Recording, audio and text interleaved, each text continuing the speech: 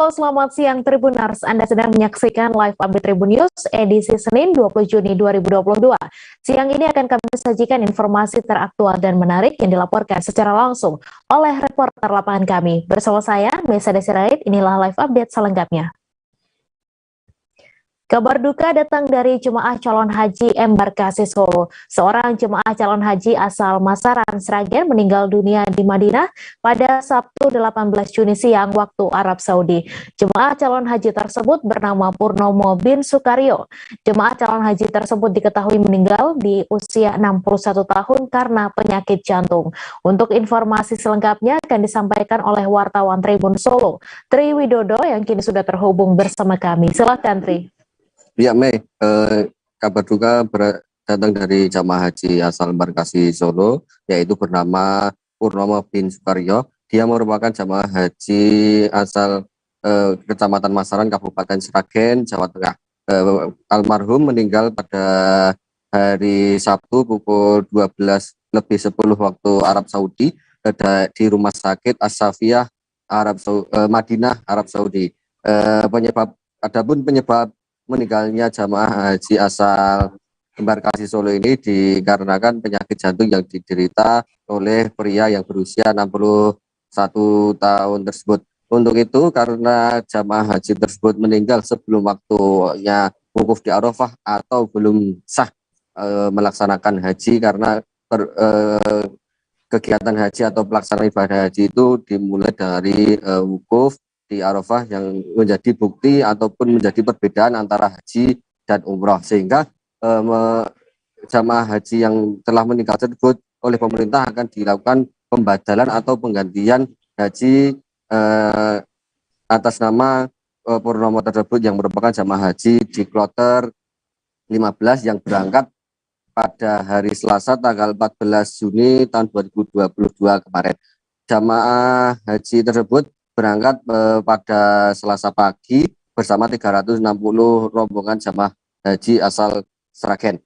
Selanjutnya sebagai informasi juga bahwa saat ini jamaah haji yang ada di Madinah ada 3 yang mengalami sakit, sedangkan yang di Makkah ada 2 jamaah yang sakit.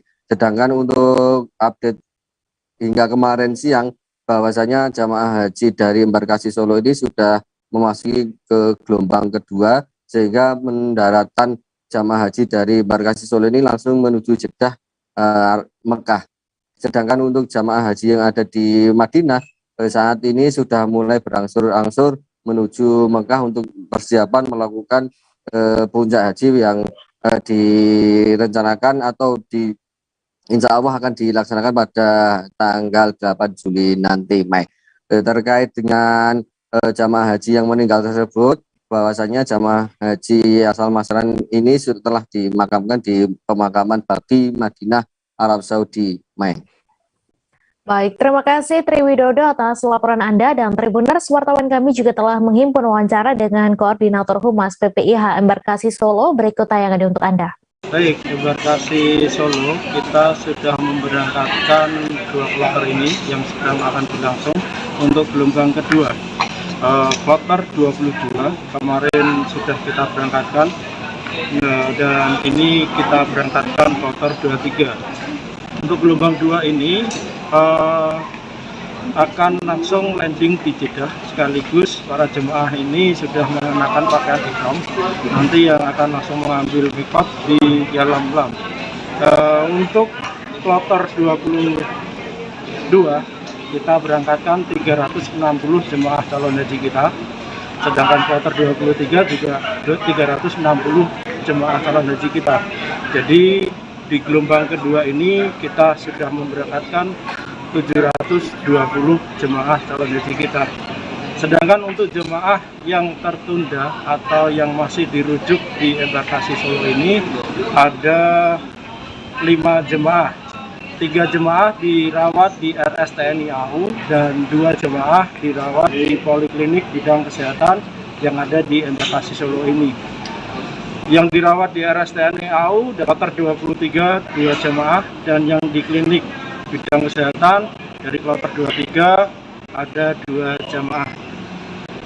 Sedangkan untuk jamaah embarkasi Solo yang sudah wafat, ada 1 jamaah yaitu dari kloter 15 dari Kabupaten Sragen atas nama almarhum Bapak Purnomo bin Sukaryo, usia 61 tahun, alamat di Masaran, Sragen, Jawa Tengah. Dan beliau wafat karena penyakit jantung. Ribuan pengantar jemaah calon haji Kabupaten Pinrang memadati jalanan di depan Masjid Al-Munawir Pinrang pada Minggu 19 Juni malam. Dari pantauan, pengantar jemaah calon haji mulai berdatangan pukul 21 waktu Indonesia Tengah. Karena padatnya warga, petugas kemudian membatasi para pengantar yang akan masuk ke masjid, sehingga para pengantar jemaah calon haji pun menunggu di luar masjid. Untuk informasi selengkapnya akan disampaikan langsung oleh wartawan Tribun Timur, Nining Anggraini yang kini sudah terhubung bersama kami. Silahkan Nining.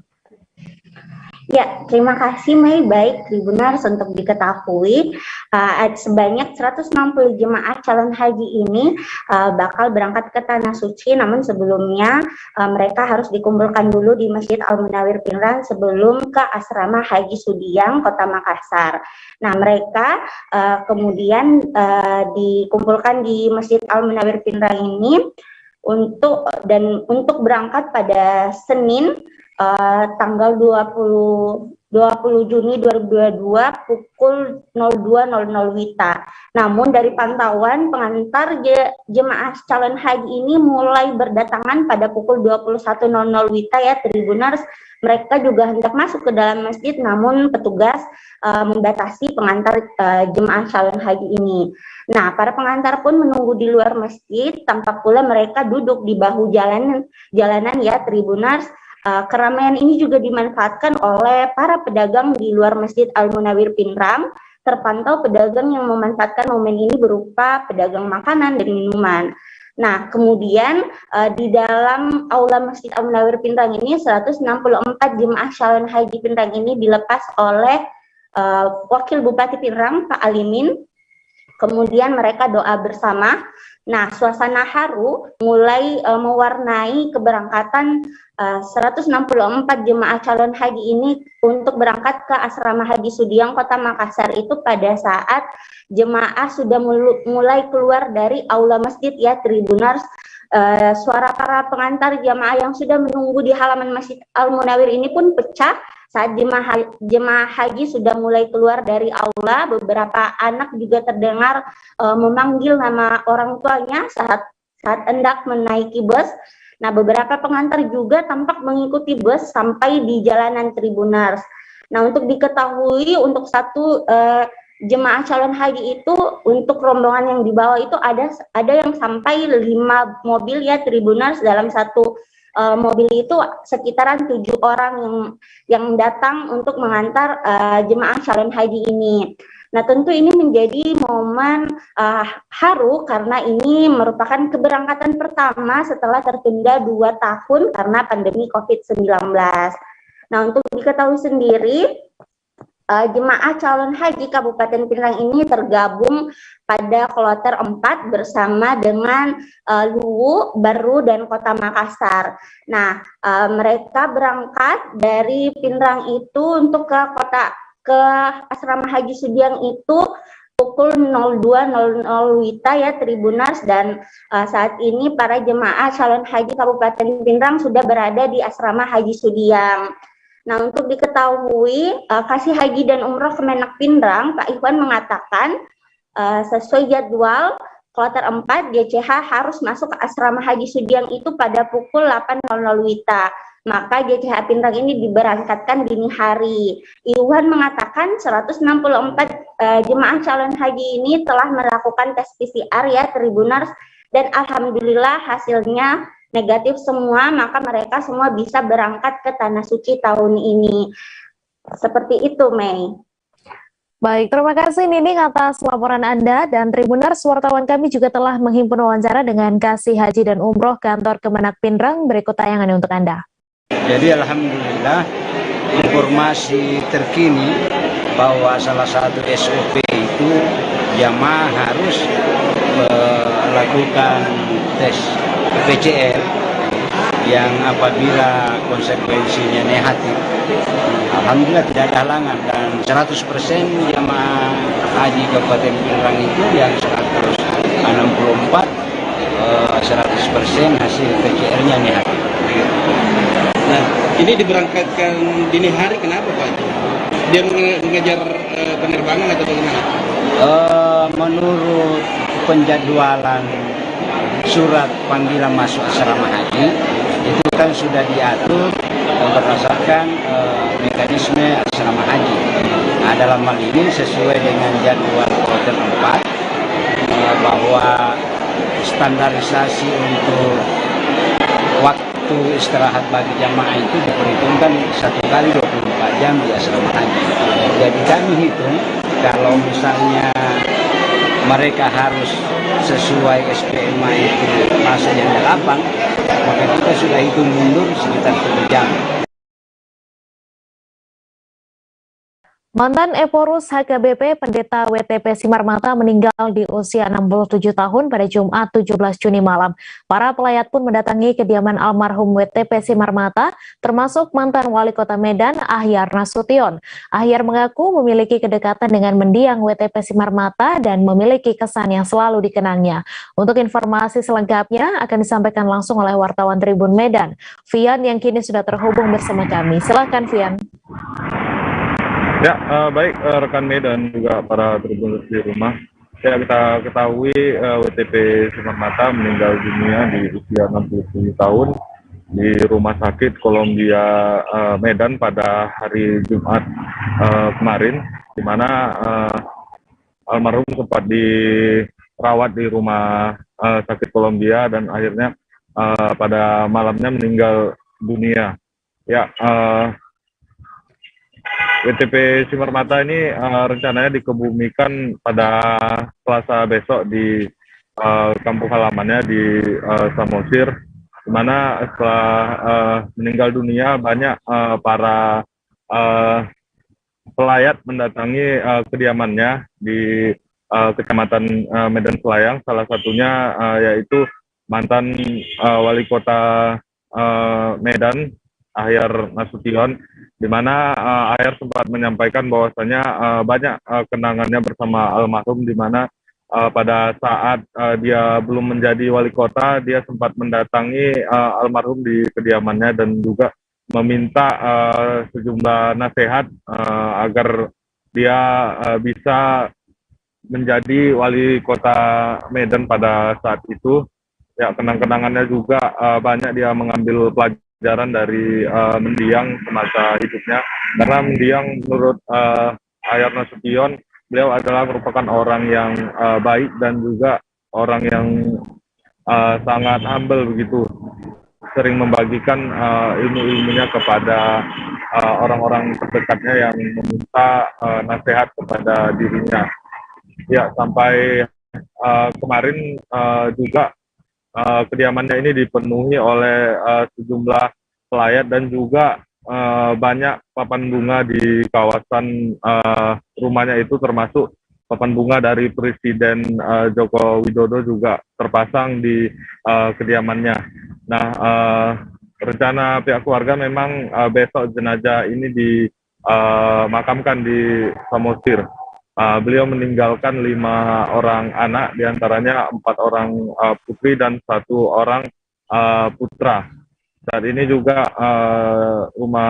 di kediaman almarhum juga masih banyak pelayat berdatangan dari sejumlah kalangan, baik itu dari DPD RI ataupun DPD Sumut, terus berdatangan ke kediaman almarhum. Ya, sekian dari saya, kembali ke studio. Terima kasih Vian atas laporan Anda, selamat bertugas kembali. Dan Tribuners, wartawan kami juga telah menghimpun wawancara dengan mantan Wali Kota Medan serta kerabat almarhum, berikut tayangannya untuk Anda. Saya hadir ke sini saat itu sebagai PLT Wali Kota Medan, hadir diterima oleh Pak WTP dengan Ibu, dengan seluruh keluarga besar beliau. Saya diulosi beliau di sini. Selanjutnya dia dengan senang ini dia tunjukkan hidroponik, kemudian kolam-kolam di sekitar sana, dan banyak bercerita tentang kehidupan kota Medan. Banyak harapan-harapan beliau tentang kota Medan yang itu beliau sampaikan, dan banyak amanah-amanah beliau itu yang saya jaga dan saya ingat. Antara lain bahwasanya kota Medan ini kota yang multikultural, ini kita jaga bersama. Dan Pak WTP ini seorang bapak yang sangat kebapakan sekali. Dia menerima semua orang, omongannya lemah lembut, dan saya sangat berkesan sekali dengan hal baru yang dia sampaikan. Mari kita cari solusi. Banyak. Guru yang kami hormati, beserta kedua anak. Bu, Bapak udah lama sakit, Bu. Sakit apa itu, Bu? Pikir keluarga lebih tahu ya menyampaikannya, tapi dalam sejak 2022 balik ke rumah sakit secara medis mungkin pernah diterima di rumah ini, cancer, diulusi bersama-sama oleh opung dan opung baru dengan Pak WTP. Saya Pak WTP luar biasa dalam sejarah dan saya diajak berkeliling ke rumah kemudian juga ini, dalam sejarah gereja PGP, kemudian menjadi moderator gereja-gereja se-Asia Pasifik. Itu luar biasa. Kolam-kolam ikan Dan menjadi pemenang terbesar di DPD RI. Dan begitu banyak orang juga kadang mengatakan, wah ini kan bagaimana banyaknya pecahnya. Ada beberapa pendeta juga. Tapi Bang WTP bisa membuktikan komitmennya, dia bisa omongannya lembut, penuh motivasi. Nah itu luar biasa. Sederhana, welcome. Pesan yang paling diingat, Setelah itu walaupun tidak bertemu fisik dengan opung, tapi saya sering berkomunikasi via Pak WTP mengatakan memberi kita harus kabar, apa perjuangkan kabar, memberikan ucapan kita selamat. perjuangkan. Namun kemarin saya terima kabar. Seorang tahanan bernama Aan Riyadi menghembuskan nafas terakhir di rumah sakit pada Kamis 16 Juni.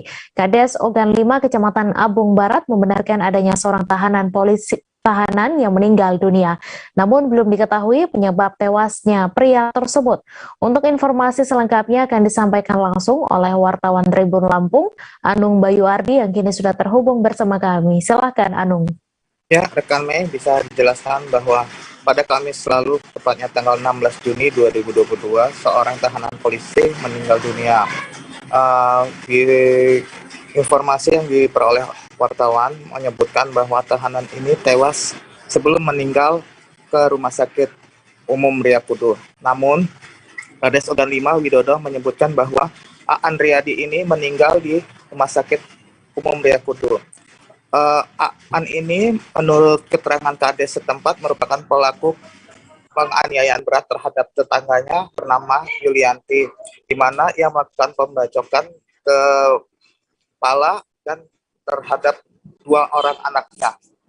Setelah melakukan penganiayaan berat itu, ia diamankan oleh Polsek Abung Barat, kemudian diserahkan oleh pihak keamanan setempat ke Polres Lampung Utara. Namun sehari kemudian ia dikabarkan menghembuskan nafas terakhirnya di Polres setempat.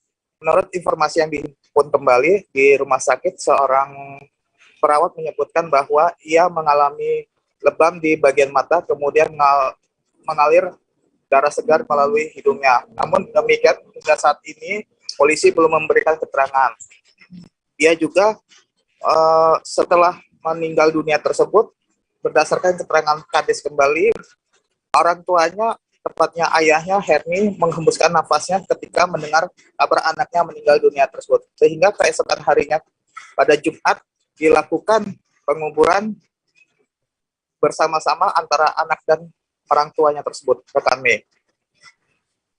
Baik, terima kasih Anung atas laporan Anda. Selamat bertugas kembali. Dan Tribuners, wartawan kami juga telah menghimpun wawancara dengan Kades Ogan 5. Berikut tayangannya untuk Anda. Dia meninggal di rumah sakit pukul 13.30. Kemudian sudah diurusin di rumah sakit, kemudian dibawa jenazahnya ke keluarga di Kalang Surabaya, tepatnya Padasan. Nah, kemudian saat itu nggak lama kemudian orang tuanya juga meninggal. Mungkin karena kaget, shock segala macam mungkin. Itu informasi atau yang saya dapatkan, makanya Tuhan meninggal. Dia tahanan atau apa, Pak? Di rumah sakit. Enggak, maksudnya dia tahanan tersangka polisi atau apa? Kemarin tuh dibawa ke Polres. Terkait kasus apa, Pak? Nah, kalau meninggalnya informasinya di rumah sakit. Iya. Dia dibawa ke polisi itu karena apa, Pak? Karena melakukan kekerasan sehingga membuat orang lain terluka. Atas kepolisian. Berarti masuk ke tahanan polisi ya, Pak ya? Sehingga membuat korban 2 orang dibawa ke rumah sakit Bandar Lampung, hingga ditahan kepolisian. Berarti ini statusnya tahanan polisi ya, Pak ya? Ya. Oke. Pas kita terima jenazah itu ada luka-luka apa gimana sih, Pak?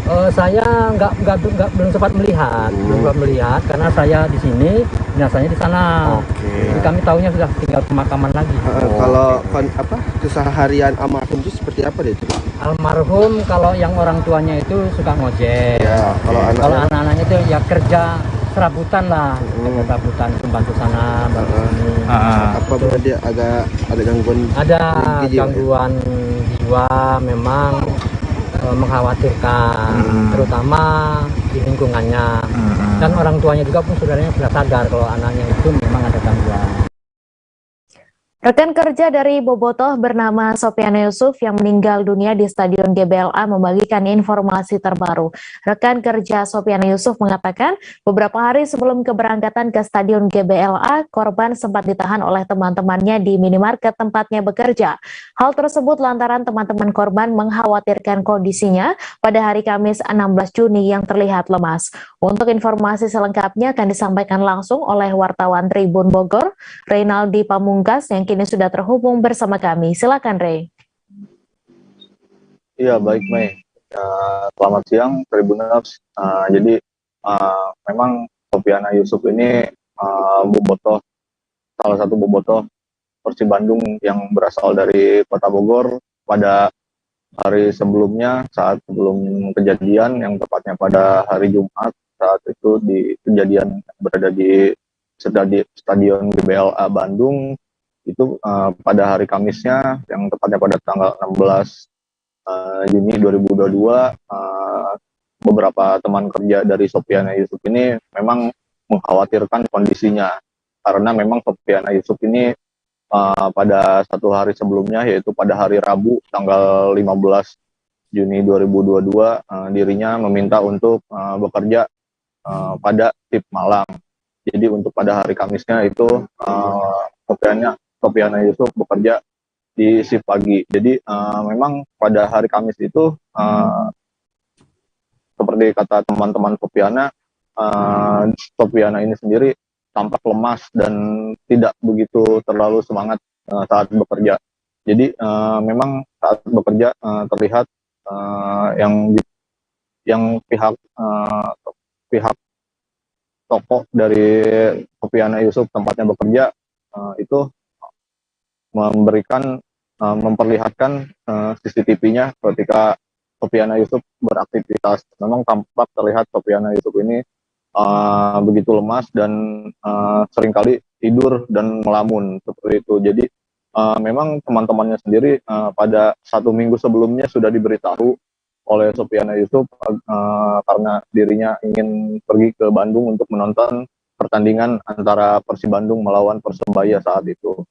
Tetapi pada 1 hari sebelum keberangkatan, kondisi Sopiana Yusuf memang tampak begitu lemas dan sempat beberapa kali ditahan oleh teman-temannya agar tidak berangkat dalam keadaan kondisi seperti itu. Tetapi karena memang sebegitu fanatiknya Sopiana Yusuf dan sudah membeli tiket, jadi dirinya tetap berangkat pada hari Jumat tanggal 17 Juni 2022 lalu. Jadi untuk saat ini dari kabar-kabar Sopiana Yusuf telah berpulang, itu dari teman-teman kerjanya juga dapat dari beberapa sosial media pada malam harinya sekitar pukul 24.00. Lalu untuk pagi harinya beberapa teman kerjanya juga langsung mengkonfirmasi untuk datang ke kediamannya yang berada di daerah Ciluar, Bogor Utara. Lalu untuk saat ini di kondisi di tempat Sofiana Yusuf bekerja juga memang tampak lebih sepi karena memang sosok Sofiana Yusuf ini dikenal sebagai sosok yang ceria dan periang. Jadi memang beberapa teman kerjanya bahkan kepala toko dan asistennya juga merasa kehilangan dengan sosok Sofiana Yusuf seperti itu, Mei. Baik, terima kasih Ray atas laporan Anda. Selamat bertugas kembali. Kita beralih ke informasi selanjutnya, Tribuners. Kabupaten Bangka Selatan terkenal dengan hasil laut dan bidang pertanian seperti penghasil beras, salah satunya di Desa Rias, Kecamatan Tobo Ali. Namun para petani padi Bangka Selatan ini sedang mengeluhkan hasil panen yang susah dijualkan di pasaran, terutama masuknya beras dari luar Pulau Bangka. Selain susah menjual hasil panen, para petani padi juga mengeluhkan harga padi yang turun drastis dan harga pupuk yang semakin mahal. Untuk informasi selengkapnya akan disampaikan langsung oleh wartawan Bangka Pos, Adi Saputra yang kini sudah terhubung bersama kami. Silakan Adi. Ya, rekan Mei dan Tribun News dimanapun berada, bahwa Bangka Selatan merupakan kabupaten yang penghasil laut dan juga penghasil dari hasil pertanian, yang mana salah satunya adalah petani padi. Saat ini petani padi sedang mengeluhkan harga padi yang sangat turun drastis, terutama harga pupuk menaik secara drastis. Salah satu petani padi yang berada di Desa Rias, Kecamatan Tobo Ali, Kabupaten Bangka Selatan, mengeluhkan susahnya menjual hasil panen dan harga padi yang turun drastis. Yang saat ini, selama ini harga padi dibeli oleh distributor yaitu sekitar harga 5.000 per kilogramnya. Akan tapi saat ini petani hanya dibeli oleh distributor hanya Rp4.500 per kilogram. Sedangkan harga pupuk saat ini sangat tinggi dan mahal. Namun petani juga mengeluhkan ketika penjualan harga padi, karena padi saat ini ketika dijual oleh distributor hanya dibeli 4.500 dan dibayar dalam waktu 2 kali dan juga dibayar selama 1 bulan.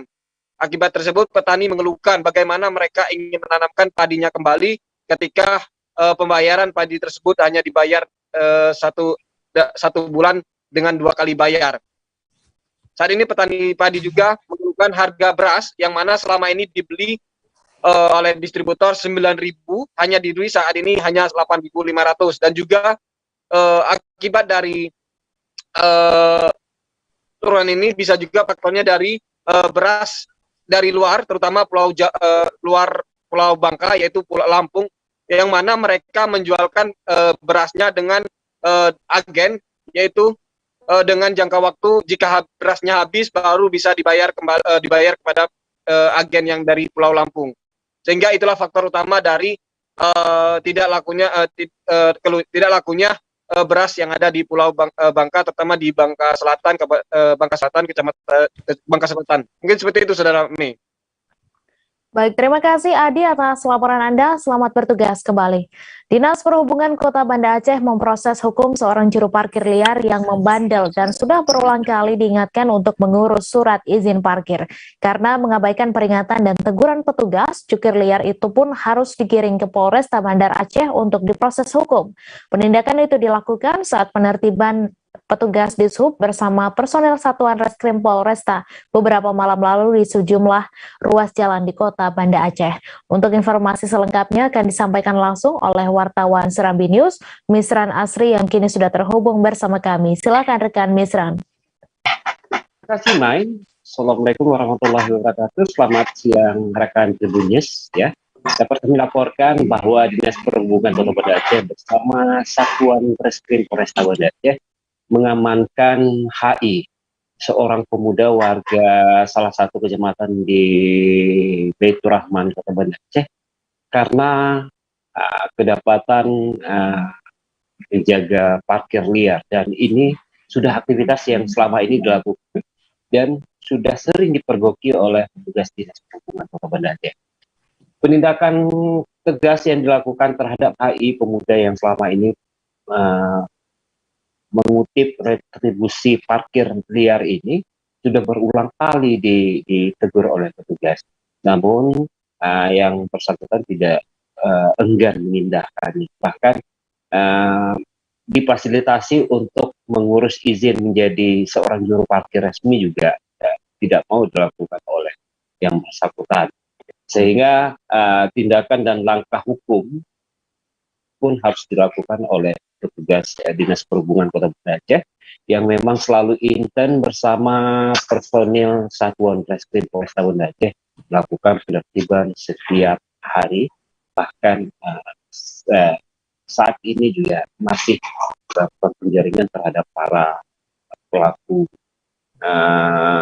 juru parkir liar yang masih melakukan aktivitasnya di Kota Banda Aceh. Dan dapat kami informasikan juga rekan Tribunnews bahwa ini merupakan penindakan pertama yang dilakukan oleh Dinas Perhubungan Kota Banda Aceh karena selama ini para jukir liar yang terjaring razia penertiban, mereka masih dilakukan pendekatan-pendekatan yang secara persuasif, ya, pendekatan secara kekeluargaan. Namun untuk HI pemuda 3 tahun warga salah satu kampung di Kecamatan Baitur Rahman Kota Banda Aceh ini sudah berulang kali, bahkan sudah 2 kali ya teguran keras dilakukan petugas dari Dinas Perhubungan Kota Banda Aceh. Gitu rekan Mai.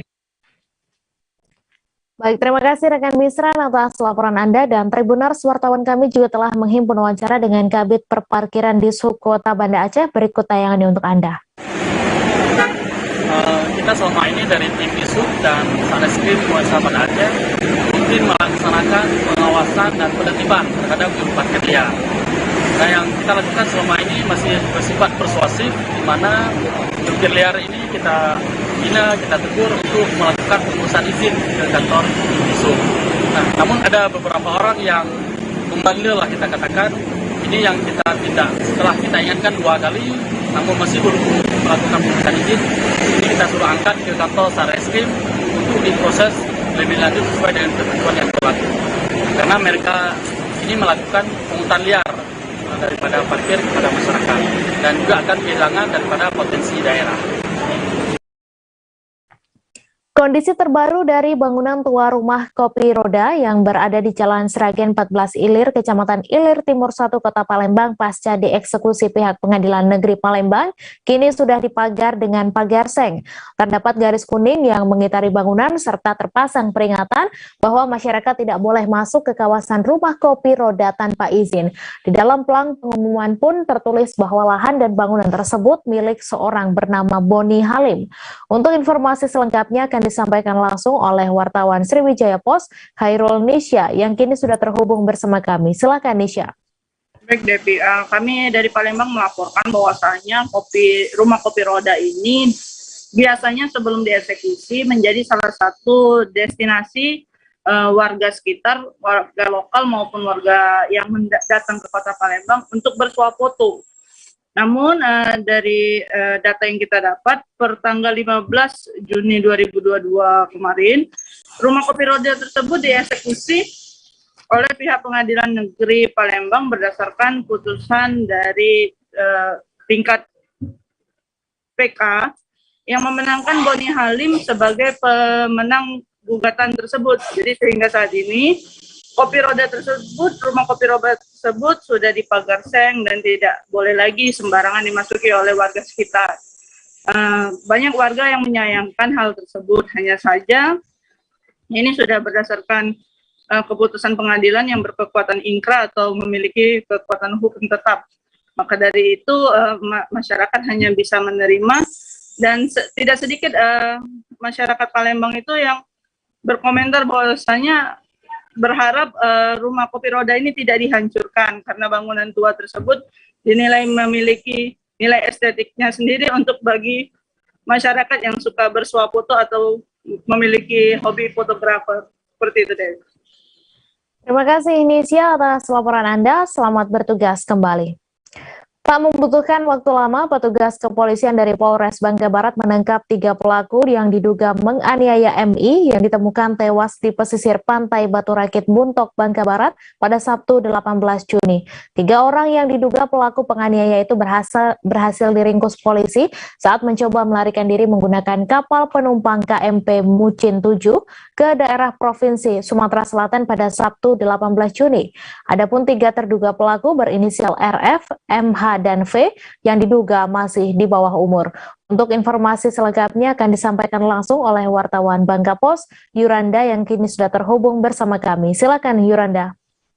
Baiklah Meh, bisa kami sampaikan dari Kabupaten Bangka Barat sendiri pada Sabtu 18 Juni 2022 kemarin, polisi berhasil mengamankan 3 orang terduga pelaku penganiayaan yang awalnya, sehingga menyebabkan korban MI ini meninggal dunia di tempat saat berada di pantai Batu Rakit untuk Kabupaten Bangka Barat. Kepolisian dari sektor Resort Bangka Barat, AKBP Agus Iswanto membenarkan 3 pelaku ini sudah diamankan. Saat ini telah dilakukan pemeriksaan lebih lanjut oleh pihak penyidik. Sebelumnya, sosok mayat ditemukan di pesisir pantai Batu Rakit ini. Ijal warga setempat mengira sosok mayat ini merupakan orang yang sedang tidur, namun setelah dihampiri barulah dia menyadari bahwa itu adalah orang yang sudah meninggal dunia.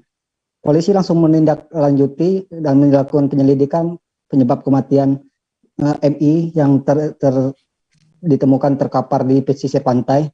Setelah melakukan penyelidikan, MI ini merupakan korban penganiayaan yang diduga dilakukan oleh rekan-rekannya. Berkat dari situ, polisi langsung mendata dan menginterogasi beberapa saksi lain. Terdapat 3 orang yang berusaha melarikan diri ke Provinsi Sumatera Selatan. Mereka ditangkap pada saat berada di kapal penumpang feri yang menuju ke Provinsi Sumatera Selatan itu. Tommy yang diketahui ayahnya sendiri, ayahnya korban MI ini yang ditemukan meninggal dunia, mengatakan tadi malam anaknya berada di rumah. Namun setelah ada informasi bahwa ada perkelahian antara teman-teman anaknya, barulah anaknya menghilang dan melarikan diri. Barulah dia menyadari setelah dapat laporan dari warga bahwa MI telah meninggal dunia. Yang tidak disadari oleh dia, yang semalam menghilang rupanya pergi ke sana. Saat ini polisi sedang melakukan penyelidikan yang lebih mendalam terhadap ketiganya. Untuk proses hukumnya masih dilakukan penyelidikan upaya hukum apa yang menjerat ketiganya ini. Demikian nih yang bisa saya sampaikan. Terima kasih Yuranda atas laporan Anda. Selamat bertugas kembali.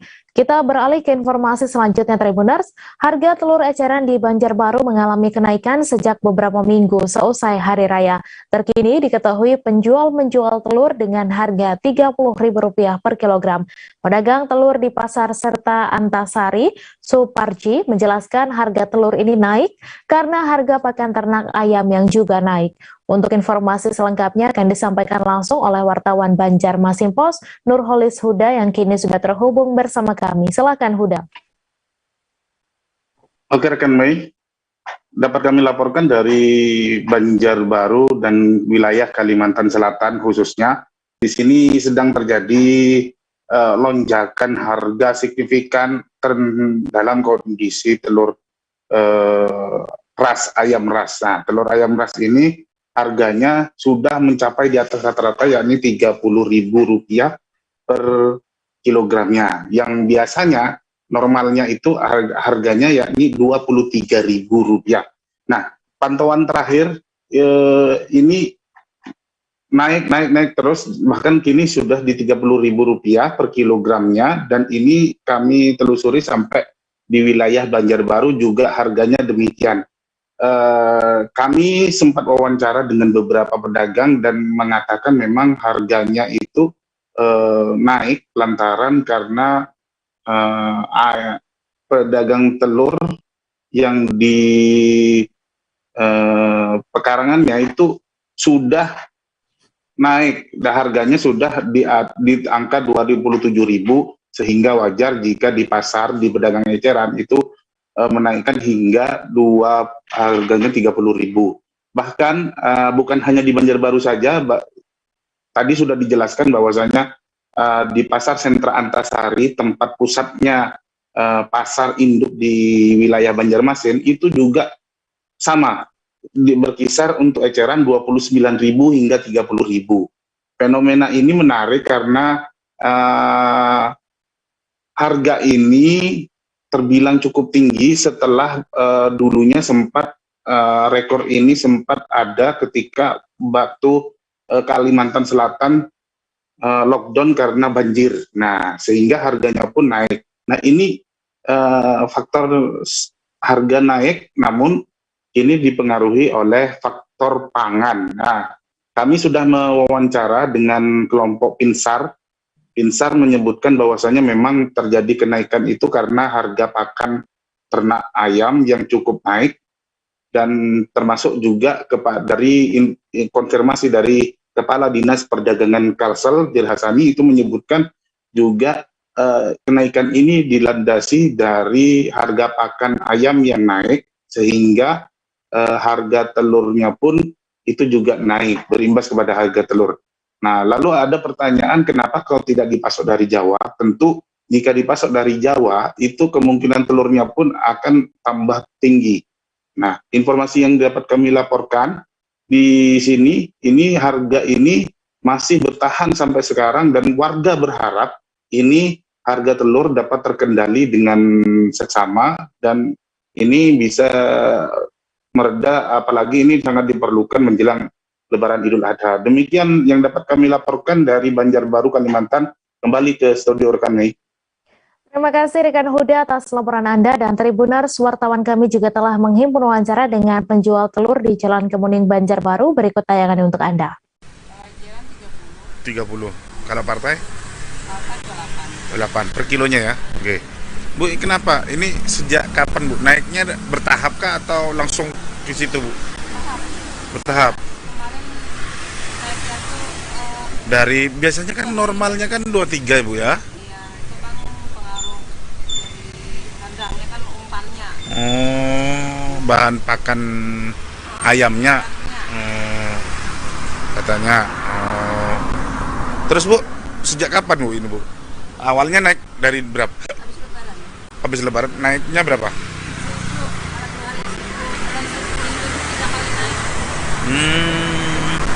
Ini sampai di angka terakhir 30.000 eceran ya.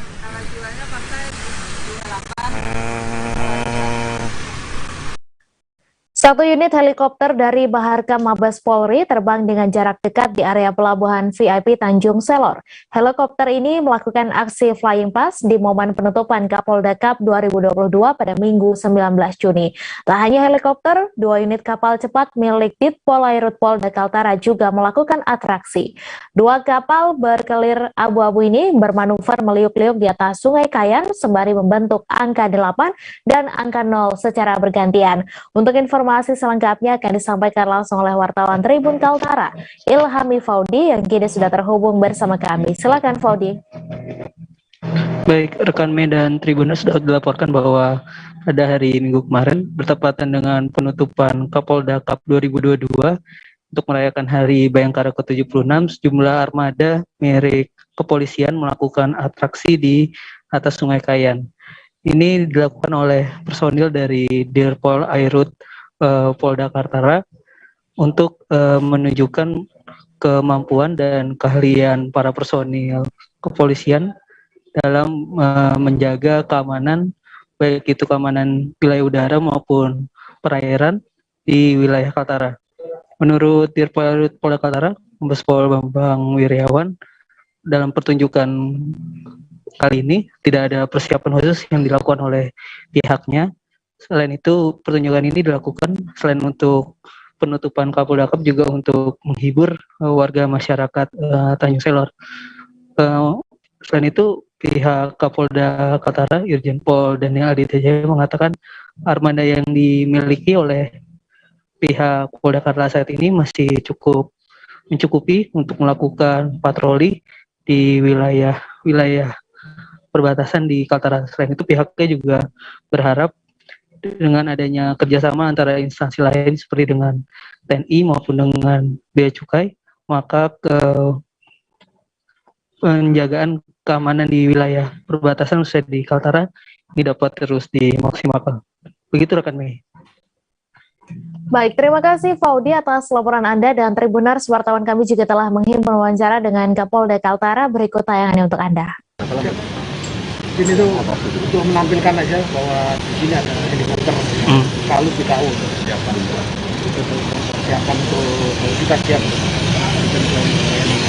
Secara jumlah armada mencukupi nggak sih Dan dengan unit kita yang ada saat ini untuk mengcover wilayah Kaltara yang luas ini? Selama ini apa yang ada kita maksimalkan ya, itu kita maksimalkan dengan berbagai langkah-langkah yang lain, urusan dan kerjasama. Di sini juga ada TNI, ada perbatasan, ada angkatan laut, dan setelah betul angkatan darat juga dimaksimalkan juga. Polda juga sama menyampaikan selain dengan Bea Cukai dan lain-lain kaitan dengan Seorang warga desa Dusun Tua, Kecamatan Pangkalan Lesung, Kabupaten Pelalawan Riau, tewas setelah diserang buaya saat menjala ikan di Sungai Kerumutan. Korban bernama Katiu Zebua merupakan pekerja PT Makmur Andalan Sawit di desa Dusun Tua. Korban ditemukan tak bernyawa setelah 8 jam penyerangan dilakukan buaya tersebut. Untuk informasi selengkapnya akan disampaikan langsung oleh wartawan Tribun Pekanbaru, Johannes Tanjung, yang kini sudah terhubung bersama kami. Silakan Johannes. Baik, terima kasih rekan Mei, dan selamat siang semua Tribuners dimanapun Anda berada. Seorang warga Kabupaten Pelalawan, tepatnya desa Dusun Tua, Kecamatan Pangkalan Lesung, diserang oleh buaya pada Jumat sore pekan lalu. Korban diserang di Sungai Kerumutan yang berada di desa Terbangian, Kecamatan Bandar Petalawan sekitar pukul 18 atau jam 6 sore. Berdasarkan konfirmasi kami dengan Kapolres Pelalawan, AKBP Muhammad Guntur Tarik SIK, awalnya korban bersama rekannya bernama Martinus Sihotang dan satu lagi temannya pergi ke Sungai Kerumutan untuk menjala ikan dengan maksud mencari ikan menggunakan jala yang terbuat dari tali nilon. Setelah tiba di lokasi, mereka menjala dari bagian tepi dan beberapa kali melemparkan jala. Ternyata mereka mendapatkan sejumlah ikan tangkapan yang akan dibawa pulang ke rumah. Namun mereka melanjutkan pencarian ikan dan melemparkan kembali jalannya dilemparkan oleh saksi Martinus Siotang ke TKP. Nah, ketika hendak menarik kembali jalannya, ternyata tali nilon daripada jala tersebut tersangkut di tunggul kayu yang ada di dalam air. Karena memang kesulitan untuk menarik kembali jala, korban Katius berinisiatif untuk melepaskan jala yang tersangkut tersebut dan melompat ke dalam sungai yang kedalamannya sekitar 5 meter. Ternyata korban tidak menyadari di lokasi tersebut ada seekor buaya yang jenisnya buaya senyulong dan langsung menyambar korban. Korban digigit pada bagian bahu dan terus melawan dan meronta ketika digigit oleh sang buaya. Teman-teman korban juga berupaya untuk melepaskan korban dengan menarik bagian kakinya. Namun mereka kalah kuat dengan kekuatan buaya yang terus menarik korban ke dalam air. Bahkan korban saksi Martinus juga sempat mendekati buaya dan mencoba membuka mulut buaya agar melepaskan korban. Namun usaha itu sia-sia dan korban tetap ditarik ke dalam sungai dan dibawa ke dalam air. Sejak itu kedua teman korban kembali ke darat dan tidak berani lagi menyelamatkan korban. Buaya juga membawa korban ke dalam sungai dan sempat menghilang selama 8 jam. Kabar tersebut langsung dilaporkan ke masyarakat sekitar dan sampai ke Polsek maupun ke pemerintah Kecamatan Bandar Petalangan. Semua tim juga dikumpulkan untuk melakukan pencarian termasuk dari BPBD, Damkar, dan juga menghubungi Balai Konservasi Sumber Daya Alam atau BKSDA Riau untuk turun ke lokasi. Setelah turun ke lokasi, tim gabungan yang tadi sudah berkumpul melakukan pencarian selama 8 jam. Akhirnya pukul 3 subuh atau pukul 3 dini hari Sabtu, korban ditemukan mengapung kira-kira sekitar belasan meter dari TKP tempat korban diserang buaya. Dalam kondisi anggota tubuh korban masih utuh, namun sayangnya nyawa korban tidak bisa diselamatkan lagi.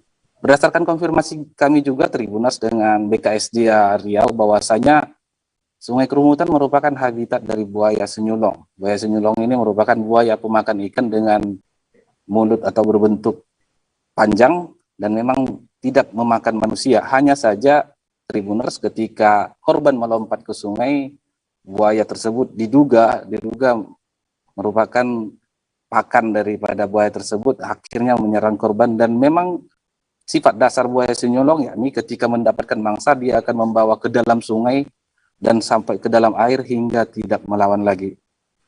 Berdasarkan konfirmasi kami terakhir juga dari Badan Penanggulangan Bencana Kabupaten Pelalawan, mereka akan memasang spanduk peringatan kepada seluruh masyarakat, termasuk juga nelayan di tepi Sungai Kerumutan agar selalu waspada ketika beraktivitas di atas air, karena memang sungai tersebut merupakan habitat dari buaya senyulong, agar tidak terjadi lagi konflik serupa di kemudian hari.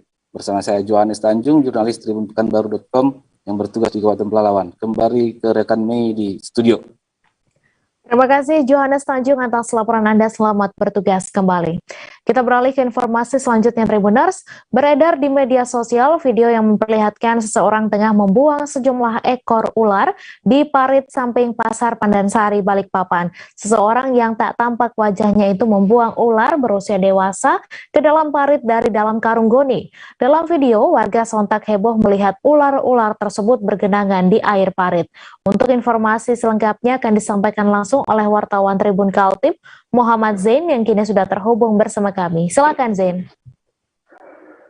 Selamat siang rekan Mei dan Tribuners, dapat dilaporkan dari Kota Balikpapan, Kalimantan Timur, di mana dari warga sempat merekam dan kemudian menyebarkan di media sosial terkait ada seseorang yang membuang beberapa ekor ular. Dan di dalam video sendiri yang tersebar ada sekitar 5 ekor ular yang kemudian berenang di genangan parit tidak jauh dari Pasar Pandansari, Balikpapan.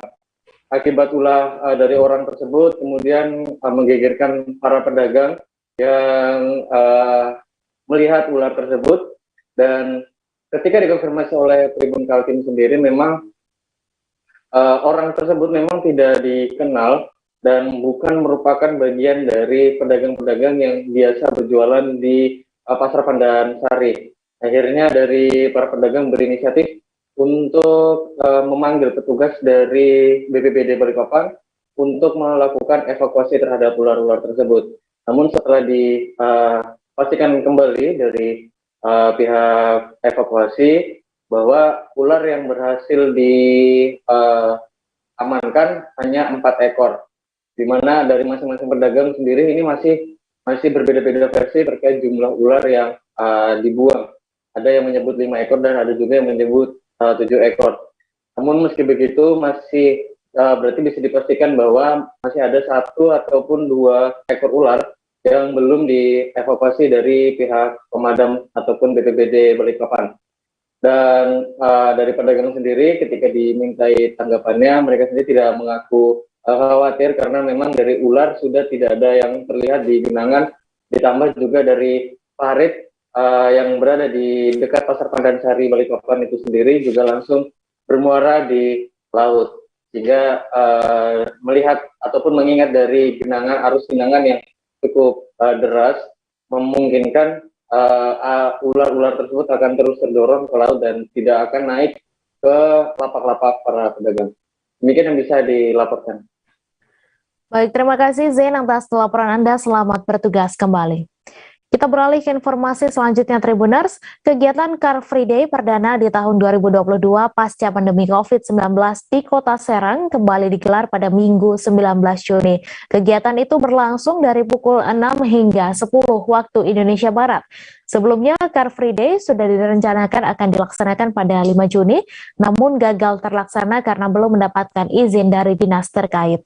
Untuk informasi selengkapnya akan disampaikan langsung oleh wartawan Tribun Banten, Milda Niati yang kini sudah terhubung bersama kami. Silakan Milda.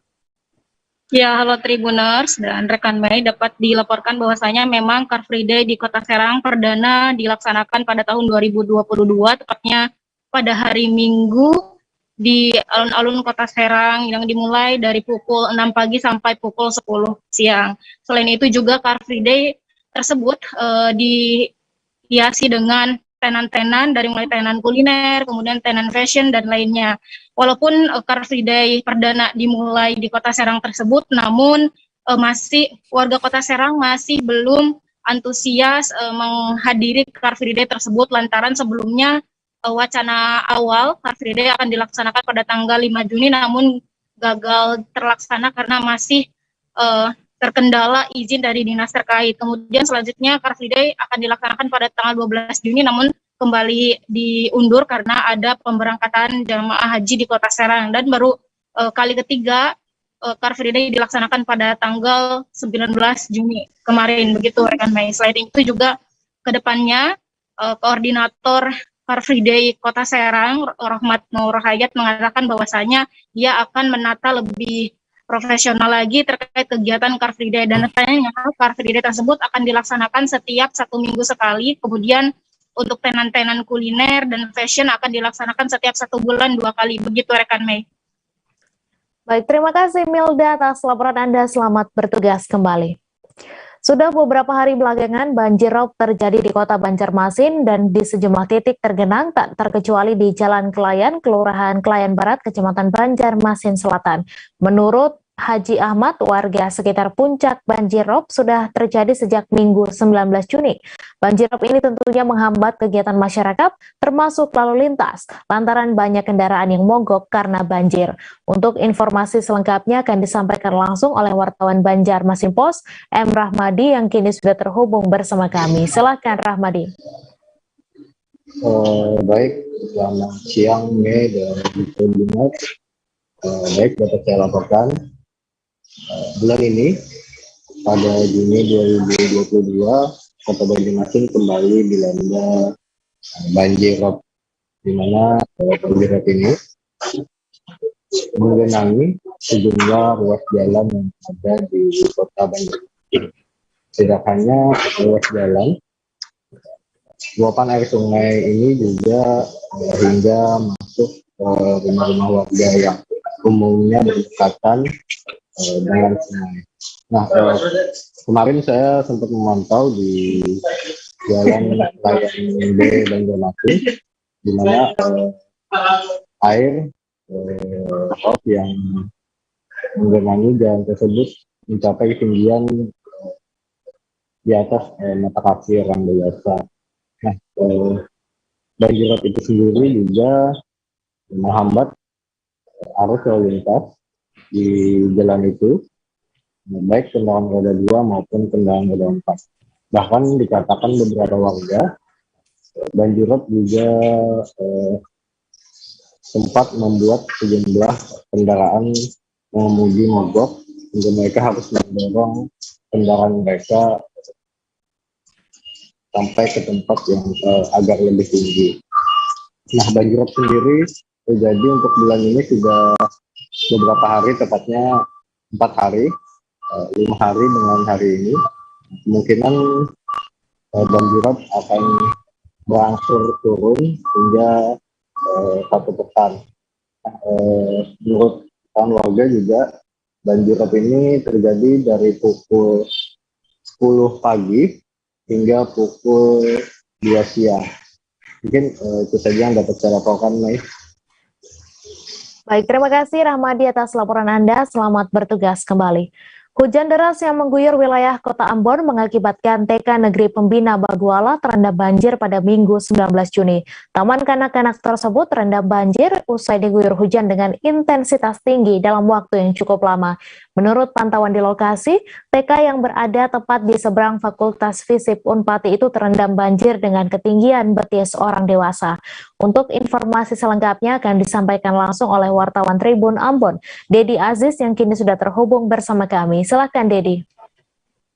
Baik, Mei dan juga Tribuners, dapat kami laporkan bahwa kemarin hari Minggu tanggal 19 Juni 2022 kembali Ambon diguyur hujan yang sangat deras, yang cukup deras, dimulai pukul 10 pagi begitu dengan intensitas curah hujan yang cukup tinggi begitu. Dan dari hujan tersebut mengakibatkan banjir yang terjadi di beberapa titik di kota Ambon gitu. Antara lain ada di wilayah Poka, kemudian ada juga di wilayah langganan banjir, yakni di wilayah Batu Merah Kepala Air begitu. Nah, untuk di wilayah Poka sendiri banjir terjadi lantaran adanya selokan yang tidak mampu menampung jumlah debit air yang semakin tinggi saat hujan deras turun begitu, sehingga salah satu gedung TK atau gedung taman kanak-kanak di orang dewasa. Sementara untuk di wilayah Batu Merah sendiri banjir terjadi lantaran luapan sungai Batu Merah, di mana banjir tersebut mengakibatkan rumah-rumah di bantaran sungai Batu Merah Kepala Air juga terendam banjir begitu, dan banjir yang menggenangi rumah warga itu membawa material seperti lumpur dan pasir, sehingga ketika air kian surut begitu, warga harus membersihkan rumahnya dengan alat seadanya, membersihkan dari lumpur-lumpur hasil dari banjir tersebut begitu. Dan dari BMKG sendiri sudah memberikan peringatan dini kepada warga kota Ambon untuk waspada bagi yang tinggal di bantaran sungai maupun di lereng-lereng tebing. Pasalnya banjir juga hujan maksud kami yang mengguyur kota Ambon juga bukan hanya menyebabkan banjir, tetapi juga longsor di sebagian besar titik di kota Ambon. Kurang lebih ada 10 titik yang terjadi longsor, dan hingga saat ini terkait longsor kami masih mencoba untuk mendata ulang di bagian mana saja yang terjadi longsor di kota Ambon. Begitu, Mei. Baik, terima kasih Dedi Aziz atas laporan Anda. Selamat bertugas kembali. Wakil Gubernur Jawa Barat UU Ruzanul Ulum membuka secara resmi gelaran Musabah Tilawatil Quran atau MTQ ke-37 tingkat Jawa Barat di Sumedang pada Minggu 19 Juni. UU didampingi panitia dan pejabat lainnya turun dari podium dan secara simbolis membuka acara dengan sebuah panah.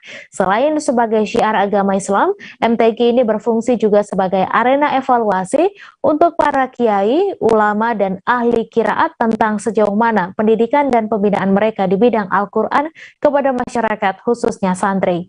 Untuk informasi selengkapnya akan disampaikan langsung oleh wartawan Tribun Jabar, Kiki Andriana yang kini sudah terhubung bersama kami. Silakan Kiki.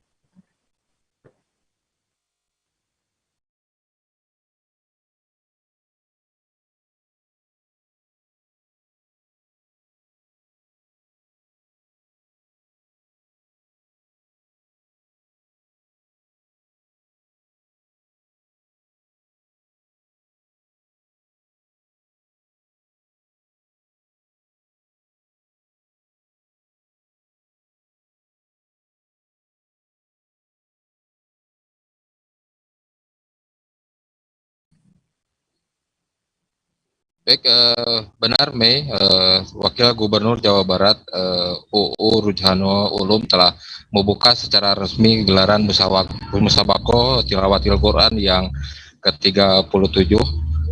Dalam sambutannya, Gubernur UU mengatakan gelaran MTQ ini sangat banyak manfaatnya. Selain bagian syiar Islam, MTQ juga berfungsi sebagai arena evaluasi untuk para ulama, kiai, dan ahli qiraat tentang sejauh mana pendidikan dan pembinaan mereka di bidang Al-Quran kepada masyarakat, khususnya untuk kepada para santri.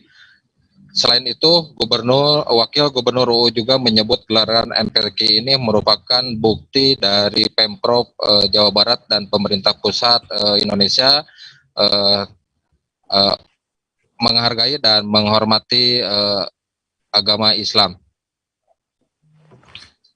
Dapat saya sampaikan sebelum pembukaan MTQ ini dibuka oleh Wakil Gubernur Jawa Barat, panitia penyelenggara pun menggelar pawai ta'aruf yang digelar di pusat kota Sumedang.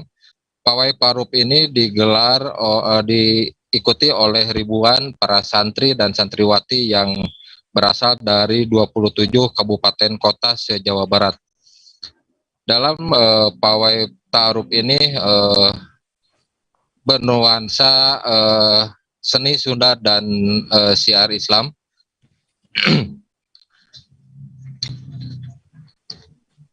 Demikian Mei yang dapat saya sampaikan.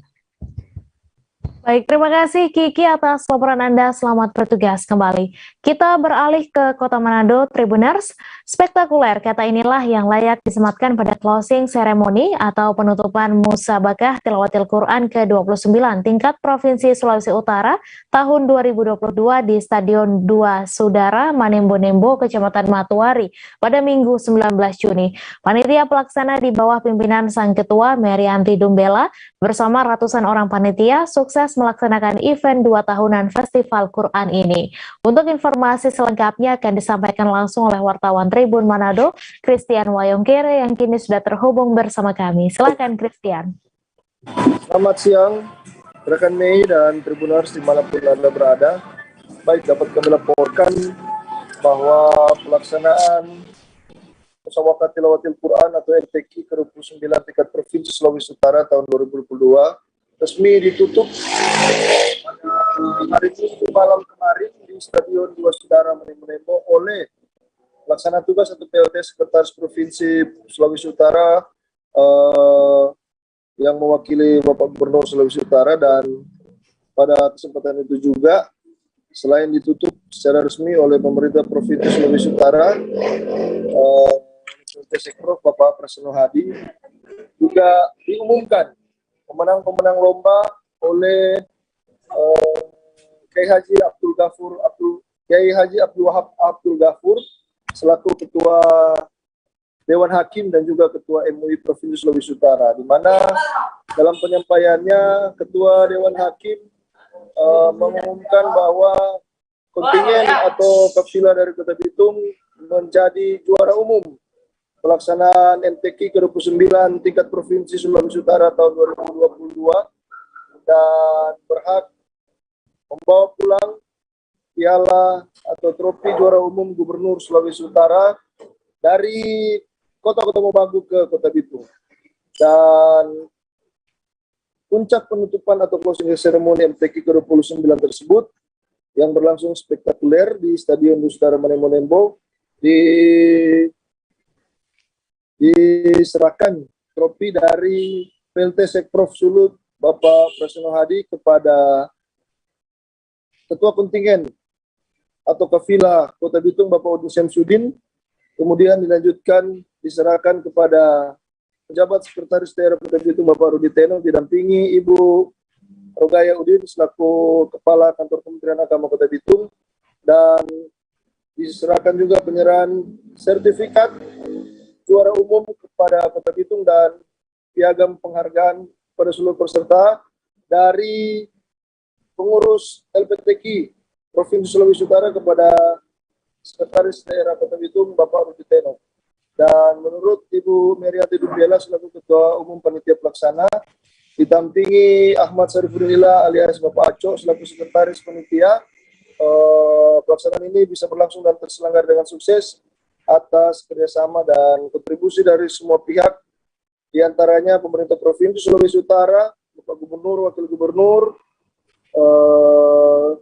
pengurus LPTQ Provinsi Sulawesi Utara, Kantor Kementerian Agama Provinsi Sulawesi Utara dan Kabupaten Kota, dan Wali Kota Bitung, Morris Menteri dan Wakil Wali Kota Bitung Hengki Wanandar, serta seluruh panitia. Ada sekitar 200-an panitia pelaksana MTQ ke-29 tingkat Provinsi tahun 2022. Demikianlah rekan Mei laporan dari Kota Bitung. Selamat siang dan terima kasih. Terima kasih Christian atas laporan Anda, dan Tribuners wartawan kami juga telah menghimpun wawancara dengan Ketua Kontingen Kafilah Kota Bitung. Berikut tayangannya untuk Anda. Target juara umum alhamdulillah, syukur alhamdulillah dicapai dengan baik. Apa ini yang dilakukan oleh ketua kontingen untuk mencapai? Ya, yang pertama bahwa Kota Bitung untuk pertama kali bisa menjadi juara umum tingkat provinsi.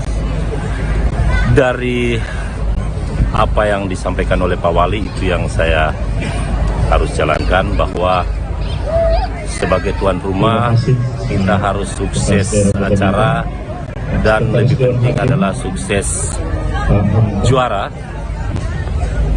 Hal yang pertama saya pikirkan itu berapa cabang perlombaan dan seberapa kuat anak-anak harus dilatih, dibina untuk bisa meraih hasil yang maksimal.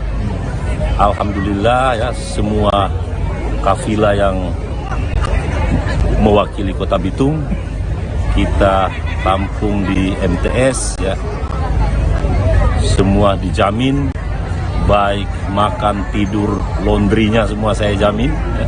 Dan yang lebih penting adalah suplemen yang dibutuhkan selama pelatihan saya berikan dan rutin untuk dilakukan pemeriksaan, sehingga alhamdulillah hasil yang bisa kita lihat bisa dibuktikan. Direktorat Sabara Polda Maluku Utara kembali menyita ratusan botol minuman keras yang dipasok masuk ke wilayah Maluku Utara. Petugas berhasil menyita ratusan bir kaleng jenis Singtao dan Snow Beer tanpa cukai yang diimpor langsung dari Cina. Ratusan botol miras dari Cina ini akan dipasok ke perusahaan IWIP di Kabupaten Halmahera Tengah. Untuk informasi selengkapnya akan disampaikan langsung oleh wartawan Tribun Ternate, Randi Basri, yang kini sudah terhubung bersama kami. Silakan Randi. Baik rekan Mei dan sahabat Tribuners di mana berada, dapat saya laporkan memang Polda Maluku Utara pada Minggu tanggal 19 bulan 6 2021 kemarin telah melakukan penangkapan ratusan botol miras dari Cina, dipasok dari Cina masuk ke wilayah Maluku Utara. Miras-miras ini dibawa dari Hobi Jika Tamu tujuan Ternate menggunakan kapal Hobi Permata. Dari penangkapan sendiri, memang puluhan boros miras ini setelah tiba di pelabuhan Feri Bastiong, anggota di Sabara Polda Maluku Utara langsung melakukan pemeriksaan di mana dipimpin oleh Kanit Subdit Jaksum di Samapta Polda Maluku Utara, itu Zulkifli Mahmud. Menurutnya dari penangkapan ini pihaknya mendapatkan informasi dari masyarakat. Setelah menerima informasi masyarakat, anggotanya langsung dikerahkan untuk melakukan pemeriksaan di kapal yang tiba di pelabuhan Bastiong. Di mana dari hasil pemeriksaan sendiri terdapat 349 karung berisi minuman yang berjenis minuman kaleng berjenis Singtao dan Snow Beer tanpa cukai. Di mana minuman tersebut dari jumlah ini terdapat 169 miras jenis Snow Beer dan 180 miras Snow Tao. Dan barang bukti miras ini langsung diamankan ke kantor Direktorat Samapta Polda Maluku Utara. Selain barang bukti, anggota Polda di Samapta Polda Maluku Utara juga mengamankan salah satu supir truk beserta barang bukti yang untuk supir sendiri atas nama Zulkifli alias IP, dan saat ini yang bersangkutan wajib lapor. Sementara untuk barang bukti yang sudah diamankan di kantor di Direktorat Samapta Polda Maluku Utara, sementara dilakukan pendataan dokumen-dokumennya, dan juga untuk selanjutnya pihak penyidik akan melakukan penyelidikan terhadap barang tersebut. Dan untuk barang ini juga rencananya akan dipasok dari Ternate dibawa ke salah satu perusahaan di Kabupaten Halmahera Tengah. Tentu juga untuk pemilik barang ini sampai sekarang keterangan dari Direktorat Samapta Polda Maluku Utara Kombes Pol Sokron melalui Kanit Subdit Jakum di Samapta Polda Maluku Utara Zulkifli Mahmud menyebut pihaknya akan melakukan penyelidikan terhadap temuan barang ini. Dan informasi yang kami dapatkan juga barang ini untuk pemiliknya masih berada di Jakarta, dan saat ini pihak kepolisian akan melakukan penyelidikan lebih dalam terkait pasokan ratusan miras dari Cina masuk ke Maluku Utara. Mungkin demikian nih, saya kembalikan ke studio. Terima kasih Randi Basri atas laporan Anda. Selamat bertugas kembali. Informasi tadi sekaligus menutup perjumpaan kita dalam live update hari ini. Jangan lupa saksikan informasi terbaru lainnya hanya di kanal YouTube Tribun Network. Saya Mesada Sirait beserta kru yang bertugas pamit. Terima kasih dan sampai jumpa.